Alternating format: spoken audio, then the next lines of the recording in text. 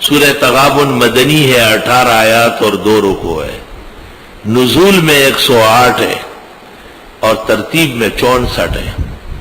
یہ سورت بہت اکثیر ہے، توجہ اور خوش دلی سے پڑھی جائے ہر بیماری چھٹ جائے گی۔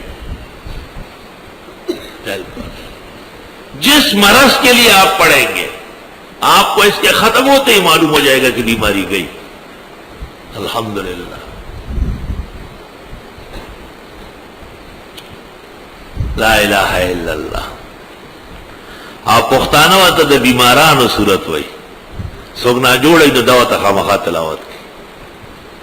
پختونوں میں رواج ہے کہ جب کوئی بیمار ہو تو 2-3 دن بعد امام صاحب اعلان کر لیتے یار فلان کے نہ جوڑا دے دعا اور تو کہیں، تو وہاں سے خبر آ جاتی ہے کہ آپ لوگ آنا چاہتے ہیں تو عیادت کرنے آ جائیں۔ 7, 8, 10 آدمی روانہ ہو جاتے ہیں، وہاں پہنچ کر کے سورہ تغابن 41 مرتبہ پڑھ لیتے ہیں اور پھر دعائے خیر و صحت و شفا ہو جاتی ہے۔ ادھر سے بہترین زبردست قسم کی تڑکے والی چائے اور پھولوں والی پڑھ پراٹھے وہ آ جاتے ہیں اور ناشتہ ہو گیا، بہترین دعائے خیر ہو گئی۔ دیکھو 2-3 دن میں آدمی ٹھیک ہو کے آتا ہے۔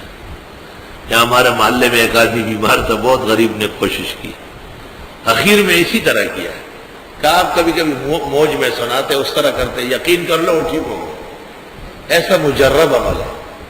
چنانچہ میں خود بیمار ہو گیا 1-2 دفعہ اس طرح، خوف خطر پیدا ہو گیا، تو میں نے قاری صاحب کو کہا کہ 10-12 طلباء کو فجر کے بعد گھر لے آؤ، اور گھر والوں کو کہا کہ بہترین قسم کے پراٹھے اور انڈے اور چائے بناؤ۔ 2 یا 3 دن میں آرام آ گیا۔ اور میں نے یہ بھی دیکھا کہ سورہ تغابن کے ذریعے جو بیماری چھٹتی ہے وہ بیماری پھر واپس نہیں آتی۔ اللہ رب العالمین نے اس صورت میں کمال لیا۔